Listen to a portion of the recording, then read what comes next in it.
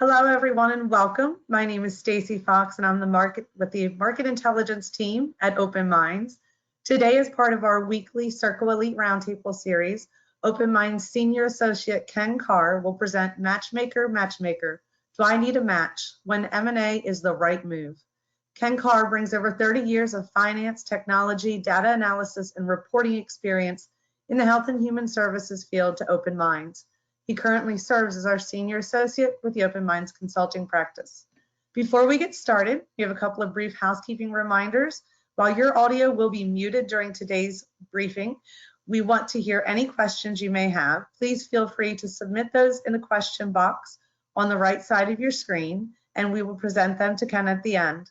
Also, the slides and recording from today's briefing will be available on the Open Minds website tomorrow. Let's get started. Ken, I'll turn it over to you. Thanks, Stacy. So today we'd like to just step through our agenda here related to M&A. I want to start first with looking at some of the market changes that are occurring that we think are driving consolidation or merger, affiliation, those types of activities. Secondly, one of the big questions we often are asked is consolidation the right strategy for my organization? And so we want to step through some ideas around determining if this is a strategy that fits for your organization. Third, we want to take some time and just talk about those basic steps related to merger and acquisition. How do you proceed through? And so we want to talk through step by step what would one expect. And then, of course, we all have heard of merger failures, and we don't ever want to be a part of that group. And so just talking a bit about how do you position for success? What do you need to look at? What are some factors that could move your plans off target? And just some steps that Open Minds recommends for success.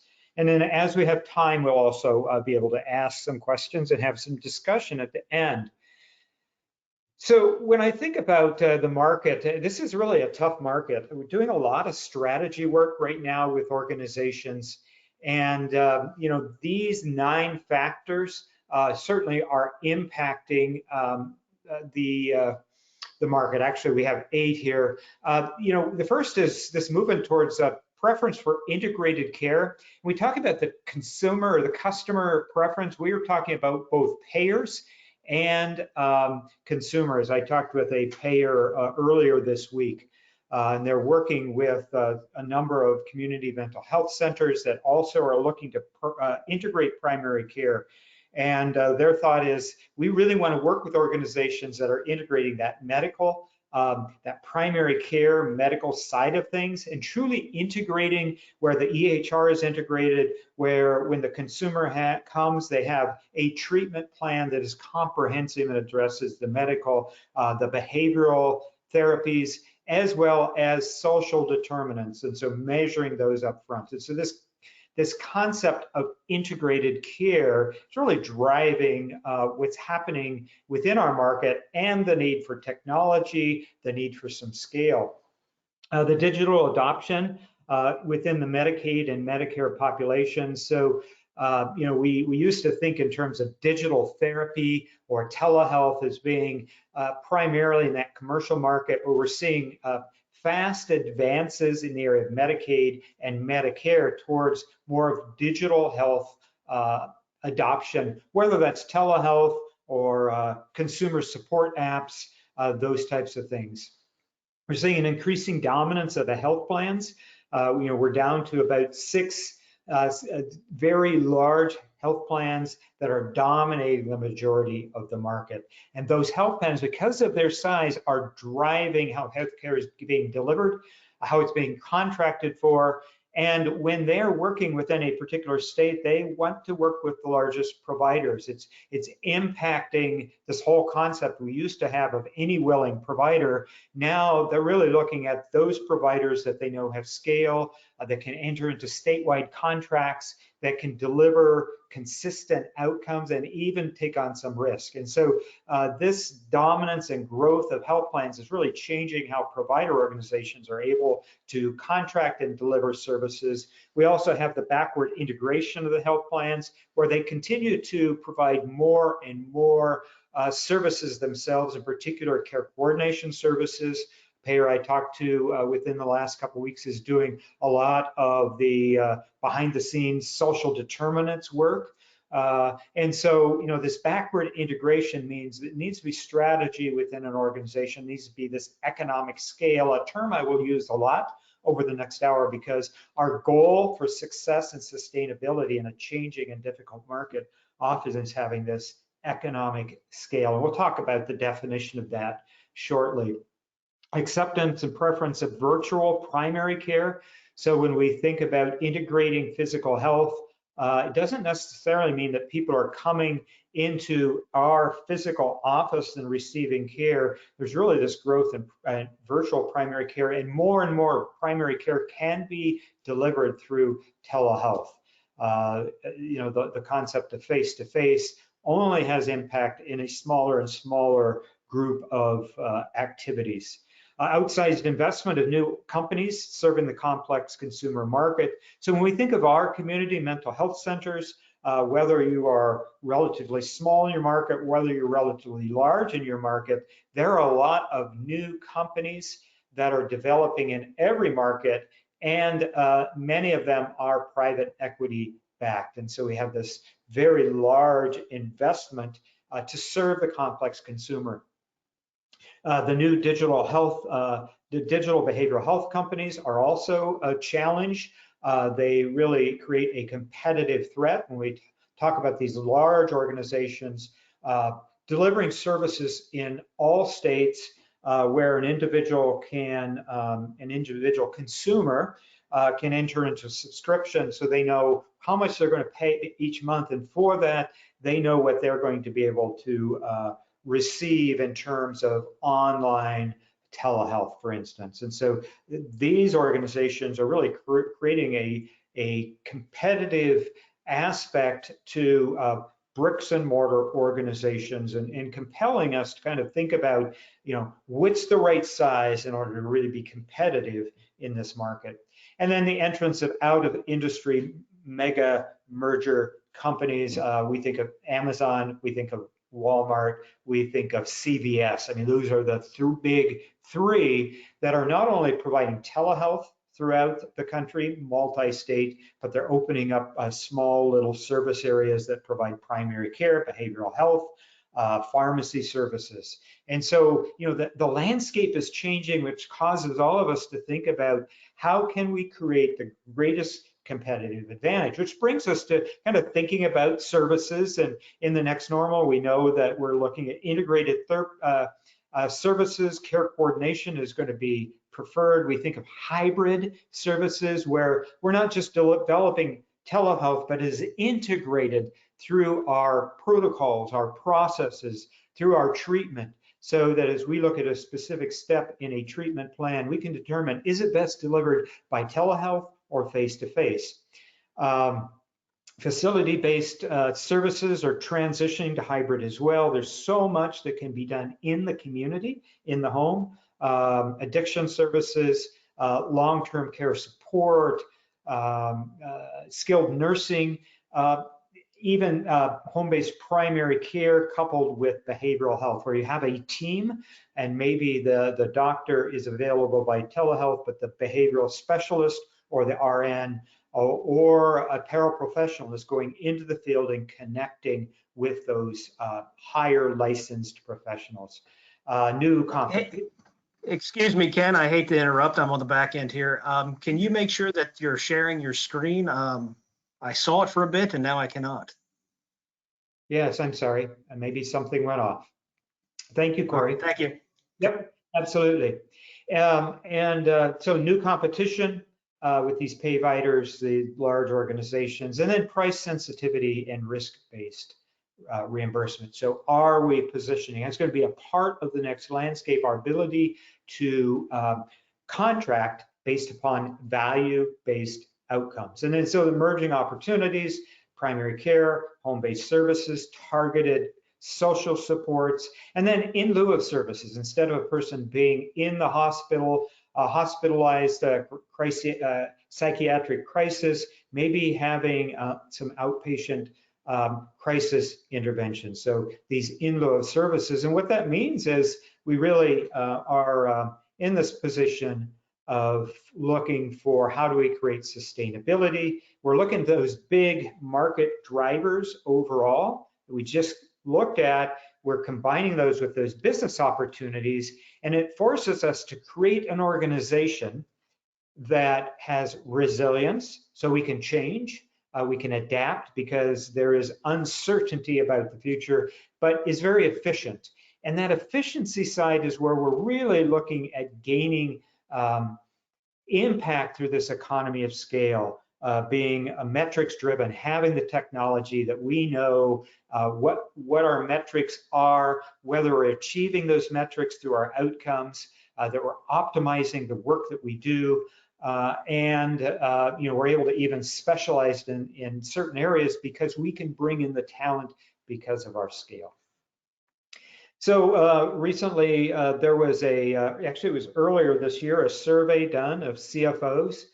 And as CFOs, we're really looking at sustainability and growth as priorities for their organization as they kind of move through this next normal of we don't know if COVID is going down or increasing, but how do we, in this new normal, this next normal, have some opportunity for growth and make sure that we're sustainable. Of the CFOs that were interviewed, 28% of them plan to merge with another organization. And these are healthcare CFOs in particular. 24% of them thinking of entering into a joint venture with another organization to gain some scale, but using a different form of organization. 20% plan to sell to another organization, and 17% plan to acquire another organization. So, we see this as a key part of sustainability strategy moving forward for organizations. M&A is being used to diversify services in particular.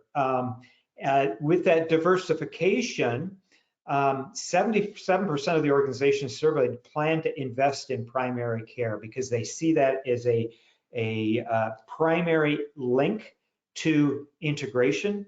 And then interestingly, of organizations not providing behavioral health, 50% of them want to invest in, bring in and expand behavioral health. So, primary care, behavioral health is where we're seeing a lot of that activity in our market related to mergers, acquisitions, and affiliations. So some of the key drivers that we're seeing, I think there are 3 of them. One is to strengthen our core businesses.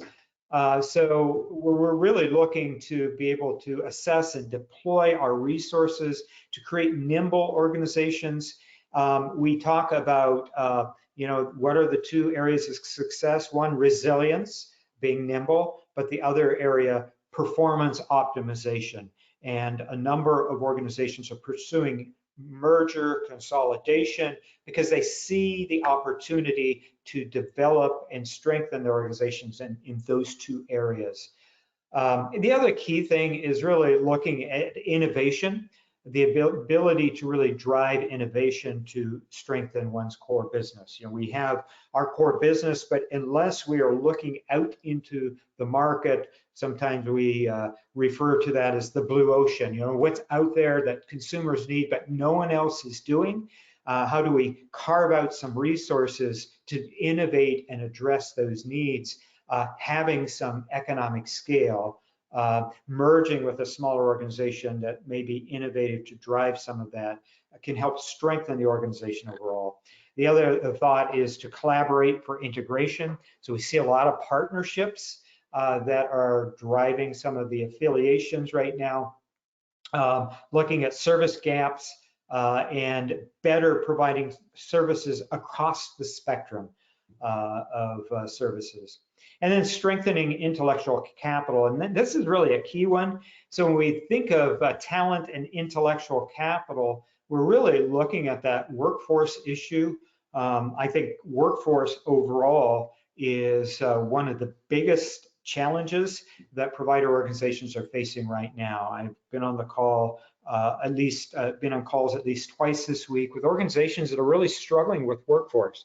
And I'm trying to identify, how can we invest in technology to strengthen what we're doing, but how can we bring in the best staff, the best talent, both lead and deliver our services. And so doing so through merger and acquisition, affiliation is one of those big drivers right now in the market. There are very few sectors that really are unimpacted. Mental health is one of the big areas that we're seeing a lot of funding flowing into. And so, when we think in terms of mental health, there's a lot of private equity interest in mental health and intellectual and developmental disabilities, and in particular also in addiction treatment services. So increased private investor focus when we really begin to hone in on what's happening in that sector. Some of the reasons for that. Private equity sees opportunity because there really has been this reduction in stigma that's driving a demand for services. We think of all of the celebrities who've stepped forward to say, I've struggled with depression. I have these issues that I've had to deal with, and it destigmatized this whole concept of mental health, of behavioral health, and it is truly driving some of the demand for our services. And private equity sees the impact that's having on potential growth into the future. The integration of care delivery is really driving a level of complexity that can be addressed most effectively with a large organization that can bring in the talent, a large organization that can have the technology in place, and can build upon that infrastructure to expand services into new markets. Private equity also talks about the fragmented care delivery system. When we think of all the small provider organizations that are out there, we see that in particular with intellectual and developmental disabilities. A lot of the provider organizations traditionally have been small, what we call mom and pop type of services. But even smaller organizations right now in this next normal, struggling with cash, private equity sees this opportunity to deal with this fragmented system. So in essence, we'll begin to roll up multiple small providers into one larger organization where they're beginning to create some efficiency based upon their infrastructure.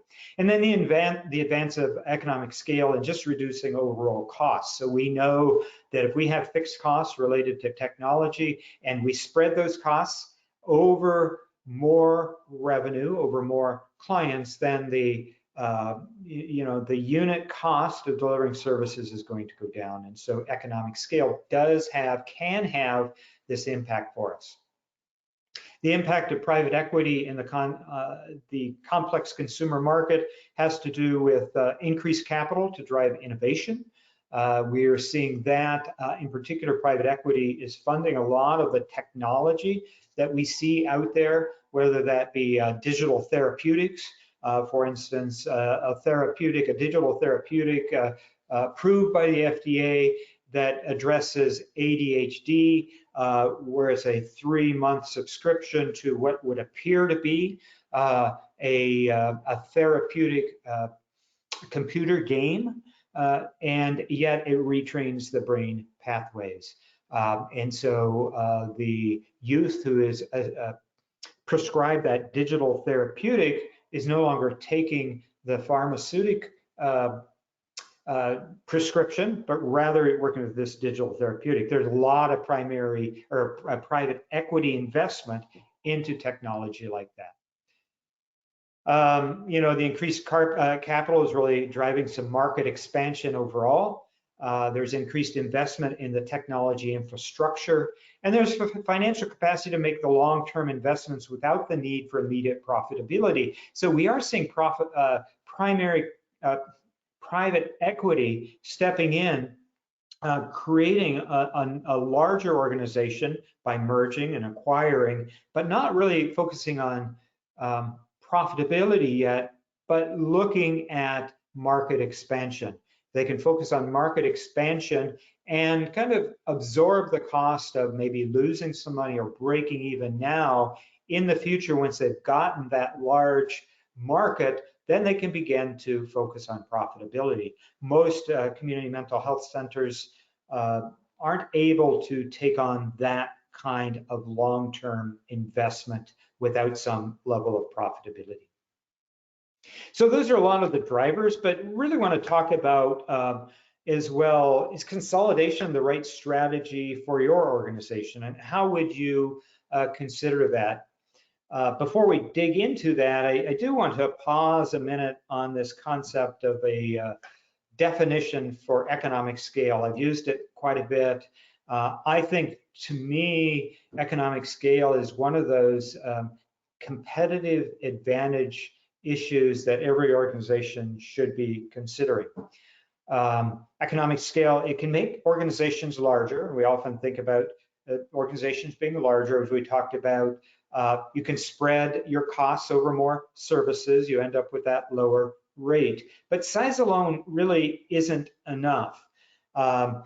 You need size, and I've seen large organizations that lack strategy or have gotten large without some plan for efficient operations. Maybe very large organizations. I used to be a part of a very large multi-state large organization that had quality issues, and with their size really needed to focus in on quality. And a large organization with that scale may not be effective if it doesn't have very clear performance factors and align their service and the focus and data around achieving those performance factors. So size alone isn't enough. You need all of these other systems to create an efficient organization. We talked also about innovation and being nimble. Often innovation is around being intentional, around creating a culture, at least a subculture of innovation, putting resources into creating an innovative group that is looking at what you're doing now and figuring out how you can do it better, and also looking outside the organization. You know, you've got your innovative group that's looking at opportunities that you could develop to meet needs that you're not meeting right now. So, you know, you need informed strategy. Informed strategy is all about doing some market intelligence and understanding what's happening in the market. You need to identify your targeted synergies. And we talk about synergy. And so one of the things as we work with organizations that are merging together, we do the due diligence, but a part of the decision on do we move forward or not is there any synergy? Would the combined organization have greater impact than the two organizations separately? So how can you leverage upon the fact that you've got some resources, larger size, maybe better specialization of leadership? What types of things are going to create a synergy where you're more effective as one large organization than you were as two smaller ones? And we break that synergy down into what revenue synergies might be there. You know, we've sometimes looked at one organization having better contracted rates that it could, depending on the organizational structure, flow into the utilization of that other organization and immediately see some revenue synergies. We see expense synergies as well, where perhaps certain expenses will no longer be needed. And so identifying those, targeting them, and then making sure that you are moving to effectively execute steps to achieve them is going to be a big part of success with economic scale. So many organizations don't achieve their efficiencies because they do have too many programs or too unfocused. And so that comes once again back to that idea of strategy and having the right level of talent. So as you think about your organization and is a merger, is an acquisition, is an affiliation right for my organization, just remember no two consolidations are the same. We often think about this concept of two nonprofit specialty organizations coming together, and certainly that is a lot of the merger activity we see in our market right now. But there are other opportunities that we can't discount that might be more effective for your particular organization. There's a nonprofit specialty organization, maybe an IDD organization that sees this ability to combine with primary care and have some specialized primary care there. There's the nonprofit being acquired by a for-profit organization, and there are some requirements around how that nonprofit would divest of its community investment in order to become a part of the for-profit. But we do see that. We see for-profits being acquired by nonprofits, and I think that's a great strategy for nonprofit organizations to consider. The ability to have a for-profit organization that maybe has access to different services. So we see that is opportunity as well. Maybe there's a specialty provider being acquired by a large health system. The acquisition, a specialty provider by maybe a managed care organization or a payer. Joint ventures, that's where two organizations come along, and perhaps they'll even create a third organization. They maintain their entities, but they create an owned third organization of two or more providers that has a particular focus, providing a particular service or activity. There may be a joint operating agreement where entities aren't created, but there is some sharing in some of the administrative infrastructure, whether that be marketing to payers or tracking data. And then there's the concept of the administrative service organization, where an organization is actually created that is going to take the infrastructure, reduce the infrastructure cost across multiple organizations. So by being a member of that ASO, your administrative costs can be lowered and you're getting better, more state-of-the-art services. So there are all kinds of collaboration models that an organization can look at. I like to think in terms of continuums as well. And in particular, every business, we know that in order to create revenue, there's this relationship between revenue and risk. And so, when you enter into some form of a combination, you are incurring a certain amount of risk. What you're trading off is often efficiency. And so I like to see some of these collaboration opportunities along this continuum, starting with the joint venture where two organizations come together and they're maintaining their own organizational autonomy. They're working in a collaborative way. They may just have an operating agreement. They actually might create an organization. It's very collaborative. It's low risk overall because the two organizations are still really focused on their entities. But often the return on investment isn't as high because that joint venture may not be able to create the efficiency overall among the entire two combined organizations. We have affiliations, which is a step further. The affiliation, once again, can really bring together some scale, can provide opportunities to contract at a larger level, to handle infrastructure, but allow some autonomy at that operating level. We have the merger, where two organizations come together and a new organization is formed. And ultimately, I think at the other end here is the acquisition, which can be very efficient if one large organization acquires and just integrates a smaller organization into its processes, its activities, its services, can be very efficient because everything is melding into an established infrastructure, but there can be higher risk overall, less autonomy for the organization that is moving into that movement, but into that arrangement, but greater return on investment overall. Two approaches to mergers. One is a planned approach and the other is kind of organic.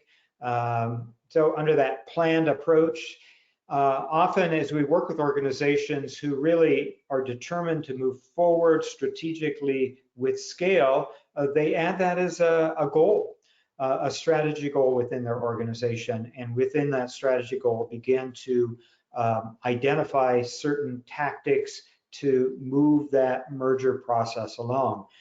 Some of those tactics involve really defining the criteria for who would we want to merge with, and taking the time, identifying all those key questions around, what is our culture? What do we really want to achieve?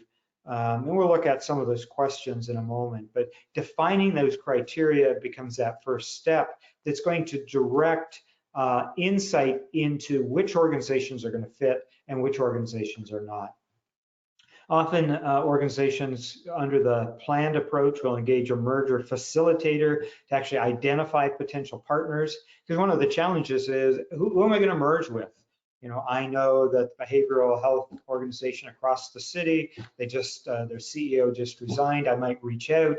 But if you want a more planned process, often doing some blind outreach, maybe a blind offer letter that's going out through a third party that says, the third party is saying, we're representing an organization.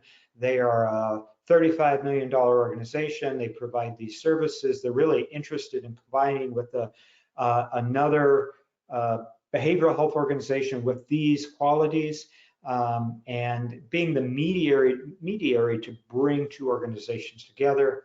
There's a process of vetting, and we're going to talk a moment about due diligence, but really understanding, could this organization be a good fit or not? And then proceeding with the merger, of course, in a very systematic way. And then the strategy can be used for finding partners, both seeking a strategic or even urgent mergers, because we do see in this current next normal organizations that have cash currently, maybe SBA loans, PPP loans, but are concerned because of their size, because of other challenges, about long-term sustainability. The sustainability issues could be reduced if they are part of a larger organization, and so there can be some opportunity there. The due diligence just has to be very careful. The opportunity knocks is the organic approach to identifying a merger partner. Another organization might reach out to you. You might be aware of a struggling organization that has a good reputation in the community. You may be aware of an organization that has had a long-term CEO resign or retire. And then, just economic or market changes that really may be challenging certain organizations, and you see the opportunity to reach out because you know that the organization has been run well in the past, but they're just facing some struggles because of the market currently. Key questions to consider, it starts with what are your goals? Why do you want to acquire if you are an acquiring organization? Are you wanting to expand your geographic market? Are you wanting to integrate hybrid telehealth services and you know of an organization that really has a great platform for that? Are you wanting to expand your services and rather than build those services, you would rather bring an organization in that already provides them? What's your organizational culture? Understanding culture, if there's anything that's going to make a merger or an acquisition or even an affiliation fail, it's often culture.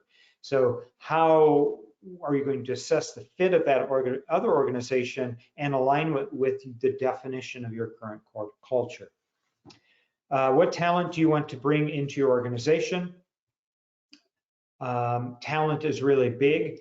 And I think, in terms of driving growth and sustainability, technology, talent, and strategy are the three key players. How will you identify potential organizations to acquire? So what's your process going to be? Are you going to reach out on your own? Are you going to use maybe a third-party mediator? And then as you move forward, confirming alignment with your objectives. Who's going to be your external implementation team? You're going to need an attorney, maybe someone who knows the market really well, who's going to be a facilitator. You're going to need a finance person, accountant, that type of thing. So identifying that as external players that will help you along the way. And how will the acquisition be funded? It is going to cost the legal fees, the accounting fees, maybe some of the consulting fees, and then even the cost in implementation, maybe reduced revenue, maybe investment in specialized staff. So how are you going to fund that and create a forecast for that acquisition budget? And how do you bring your board along, your executive team, your managers? Communication becomes really big. And there have been situations where mergers have been moving along and then have just stopped before they reach the point of being finalized because everyone on the board wasn't on board, so to speak, or you had a strong resistance on your board or executive team. And then who will drive the post-merger integration? So it will be work to integrate the two organizations. So you have someone internally, you're going to consult for that. How are you going to get that work done? Some big questions to consider is acquiring organizations. And then key questions if you are looking to be acquired. And often we think about, well, I want to acquire the other organization, but there's strong strategy if you're a smaller organization in finding an organization that you could merge with, be acquired with, that could sustain and bring the infrastructure and capital investment that you need within your market. And so what are your goals for being acquired? What's your culture and how are you going to assess the fit with that larger organization? What talent do you want to ensure continues in the organization? You may have invested in talent, and as a part of your negotiations, want to make sure that that talent stays in the new organization. Often as leaders, as CEOs, one of the questions we have to determine is what role do you want in the new organization? Do you want to step back into a CEO role? Do you want to be the innovation officer? Do you want to be the strategy officer? Do you want to become the marketing officer? Do you want to be a co-CEO? What is that going to look like? How would being acquired impact your board, your stakeholders?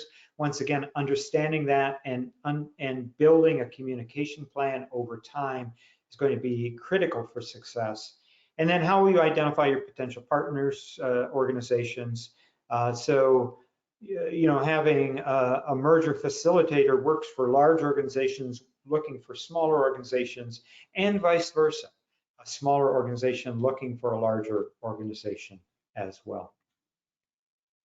So let's transition to talking a little bit about the steps in the merger process, just kind of a high-level view of what would one expect in moving through a merger. And I think there are a couple of questions to consider. And before you even begin to move through step one, I think there's some pre-merger work to be done. And we often refer to it as eyes of the buyers. If you're going to sell your home, before you even list that home and bring the realtor through and the realtor's taking pictures, there are things you want to do to make your home look the best it can. You're going to paint the walls, you're going to clean certain things. Some of the things that you put off doing in the past, you're going to make your task list and clean up because you want to get the highest selling price for your home. And it's the same when you approach the merger acquisition process. And if you're a seller, you want to be thinking, how can we add value to this new organization that we're hoping will acquire us or merge with us? If you're the buyer, you're thinking, how do we meet the goals of the seller? What are their primary goals that we can align with and demonstrate that we can help meet for them, that they're not able to meet on their own? So, it's an opportunity to identify and address issues that'll be concern to the other partner. Have there been legal issues? Have there been quality issues? Identify those and have a plan and begin to clean those up, because you're going to need to speak to them. All of these things that we look at here in these 6 items will come out during the due diligence process. It's better to either have things cleaned up or be prepared to speak to them. Recasting your financial statements, maybe by service line, by geography, by payer mix. So when we do due diligence work, we like to look at the service portfolio. What services does the purchasing organization have? What's the revenue? What's the growth trend? What's the current excess or deficit? And we like to plot that out in a service portfolio graph. And then we want to look at the organization being acquired. And so your ability to speak to revenue, revenue growth, and profitability by service line or geography or payer is going to be very important. So taking the steps now to make sure you've got that data, addressing employee issues that may have been overlooked or set aside, addressing current and potential legal issues. I mentioned that earlier. Summarizing your contracts and grants, that's going to be key. It's going to come out in due diligence, and it's going to be one of the strategy issues around synergies. What contracts, what are the rates? So having all that ready is going to be important, that eyes of the buyer, so that you can be able to negotiate the best terms in any merger or acquisition process. And then, of course, reviewing all your policies, procedures, documentation. Is it clean? Is it organized? Are there any issues? Are there any gaps? It's going to be key. And once you've done some of that eyes of the buyer work, then you can step into the merger process. And the first step in the process is really identifying some of the candidate organizations. Once again, we're going back to your goals. What's the profile of your ideal provider organization to merge with? Is it for-profit? Is it nonprofit? Or doesn't it really matter at the point of just trying to identify candidates? You might really feel it has to be a not-for-profit organization, but you might be quite open if they're small for-profit as well. What's the size? Typically, when you're doing some prospecting, you might say, well, we're a $50 million organization, and we're looking for organizations that are anywhere from 5 million up to 20 million. And the reason for that is we don't want to really work with organizations under 5 million because it's just too much work to consolidate, but we would work with a $5 million organization. So thinking in terms of the revenue size that would be the best to integrate to your organization. There are the specific geographic locations that are in or out, specific service lines that you want to add into your organization or expand in your organization. Are there clinical specialties, expertise, key contracts you're looking for, or provider numbers, credentialing? All of that comes into identifying the criteria for identifying and assessing potential merger candidates. Once you have your criteria, you do some outreach. Typically it would be some blind outreach. Organizations respond, and you begin to look at the data and identify, do they meet our target criteria? And then if you find 2 or 3 organizations that meet that criteria, then you determine how we're going to approach them and what's the best strategy for contacting and beginning that conversation. The next step is really initiating some discussion. One of the first things often is to sign a non-disclosure agreement. That non-disclosure agreement can maybe be exclusive for a period of time. We're only going to talk to you about things. You can't disclose anything about us to anyone, and we're not going to disclose anything about you to anyone else. And so having that non-disclosure agreement can open up the opportunity to talk. It's a legal document signed by both organizations, but it provides the opportunity to really begin to talk in confidentiality about the opportunity for merger. And a key objective is really to determine, is the merger a reasonable possibility for both organizations? We use the title today about Matchmaker, and we often think in terms of merger and acquisition as kind of this dating process that could lead to a long-term relationship. And so if we think in terms of that, this step 2 of discussion really is the beginning of that dating process. It really shouldn't go on forever. It should be somewhat time limited. If you really are targeted, you fully understand what you're looking for, you should be able to make a decision relatively fast on whether this is an organization to take a next step with or not. Signing a letter of intent, if you determine, yes, it looks like we could really put together something that's going to work for both organizations. Initially, it looks like our cultures are a pretty good fit. This could be mutually beneficial. Then comes another legal document, signing a letter of intent, getting in your executives, your board of directors involved. And the reason for this is so you can take the next step of due diligence. So you really are defining in this legal document the commitment to both organizations. That letter can be either binding or non-binding. It can say, we're committing to doing certain tasks by a certain date. It can be, less specific than that, but typically going to identify what you want to accomplish in understanding whether you're going to take that step of merging. Confidentiality is big, of course, and having that schedule. So what records are you going to make available?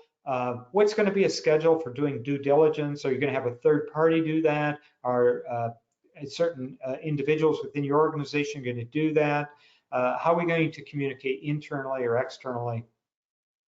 And then for emergent, for urgent mergers, this may be an opportunity to really ensure that there's full disclosure. The last thing you want to do with an urgent merger is miss something that's critical that could come back on the organization that has acquired the organization that is struggling. Conducting due diligence. This is really a factor of looking at all the data. So there's a list of data that you're going to look through. It's going to be everything from articles of incorporation, and history, and finances, and clinical processes, perhaps, quality processes, quality documentation. So there's going to be a long list of things that you're going to want to look at, check off, to ascertain that there's really no problem. And if there's a problem area that you identify it, you understand what it's about and what the implication could be. And I think the other side of due diligence is really to determine financial feasibility. Could this work financially? And so doing some financial projection and looking at not just what each separate organization looks like, but what are the combined financial metrics? What does the combined financial metrics for the two organizations together look like? And what would the synergies look like? And then completing those findings so that the executives and even the board can make an informed decision of all information that has been shared. Developing and implementing the M&A agreement then. It's a legal phase. And once again, the particular form or structure is going to be determined in the negotiation. And now this comes to the process of really putting it into a legal document, moving it through the final approval and sign-off process of both parties, and then beginning the communication, especially externally beyond the leadership staff and board who have been involved in making the decisions up until this point. I think that last step is really around implementation. You need the implementation plan. You need to make sure that your expectations that you have are aligned with some performance goals, and you're intentionally driving towards those performance goals. You want to have one culture, and culture, as I said earlier, can really not just stop a merger from happening, but can prevent a merger from becoming successful once it has been initiated. Resolve power and people issues quickly. You need a team. That team needs a vision. You're going to have all kinds of implementation plans, just as you would with strategy, and you want to make sure those are assigned out, each task to individuals with timeframes and accountability. It's really good to have an integration manager, a project manager who is really managing all of those tasks, making sure you're online when things get stopped. They can step in and make sure they get moving again. Employee change management, don't just focus on the activities, but winning the hearts and minds of staff as well, making that case for why this is advantageous to staff, to board, to community stakeholders. And the more mergers you do, and we see this with a lot of organizations who have kind of used this as a growth model, the more you do, the more you can develop a repeatable implementation model. So I'd like to, end with this section on positioning for success. We talked about some obstacles already, but just want to run through a list of some of the obstacles to a successful merger and being able to enter into the merger. The CEO of the merged organization, sometimes the CEO can be an obstacle. I know of a situation that a colleague and I worked with that strung out for a long time. And the reason for that was the CEO of one of the organizations would be on board and then he wouldn't be. And then he'd be on board and then he'd throw an obstacle in the way. And, the merger made a lot of sense. The boards seemed to be on the same page, but the CEO really began to be the obstacle. And so you really need to make sure at the very beginning, you're working with a CEO who really wants to do this, is going to be a player and not an obstacle to the process.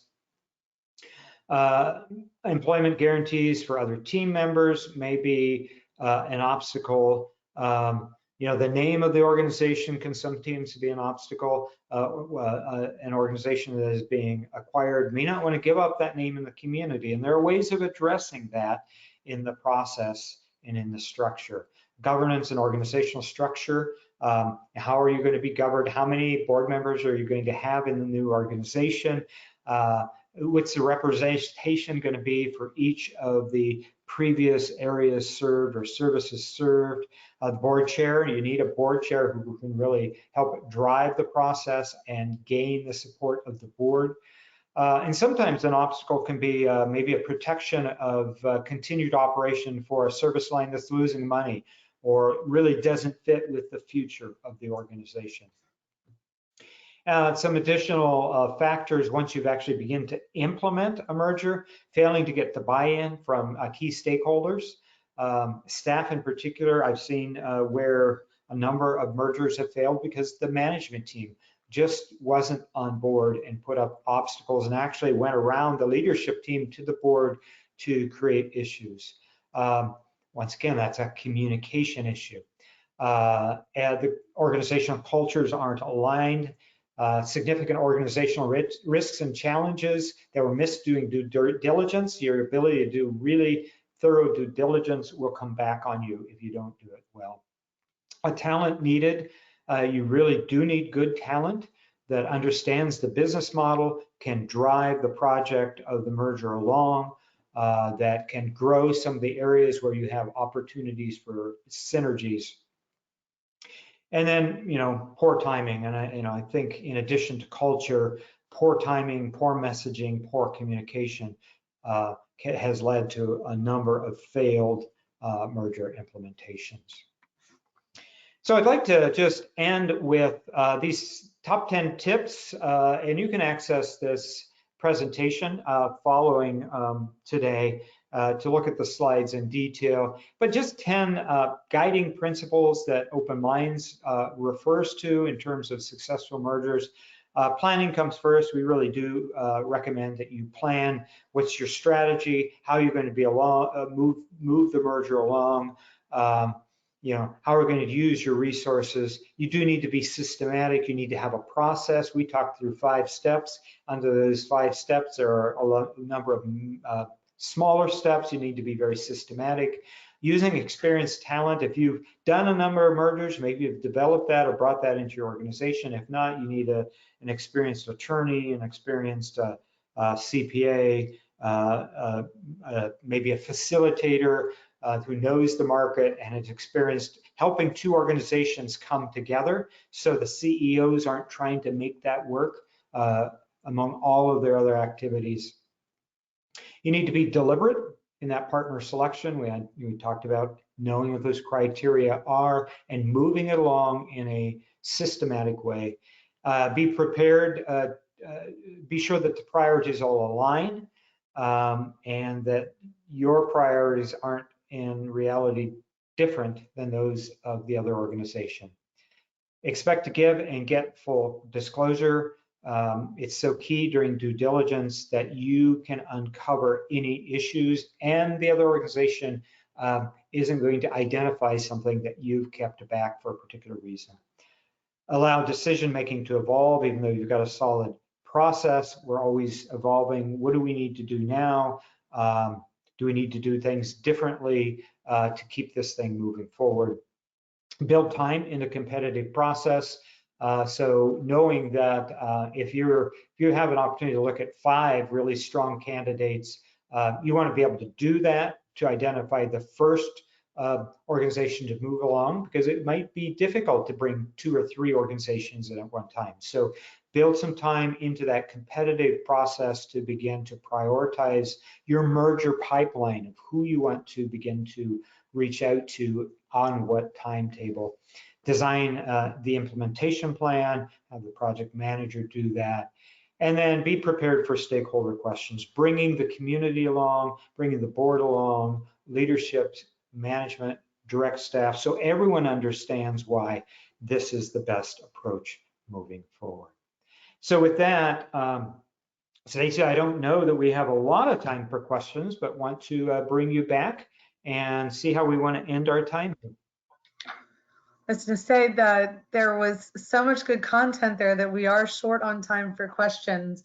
But I do, as you spoke, I think one thing that I heard over and over again is that importance of communication at all levels within this process, and the importance of having the right talent at the table too, and the importance of this opportunity to gain talent. So those are some key things that I really took away from all of this as you presented.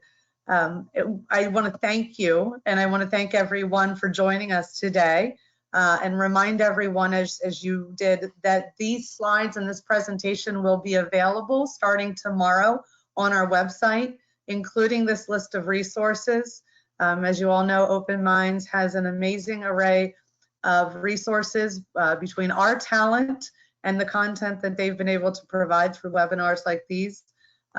These are also available on demand, so if anytime you can come back and catch Ken's piece and understand the process and the steps of mergers and acquisitions. We ask you to join us again on Thursday, December 2nd at 1 p.m. Eastern Time for our next Circle Elite Executive Roundtable, M&A for Financial Sustainability.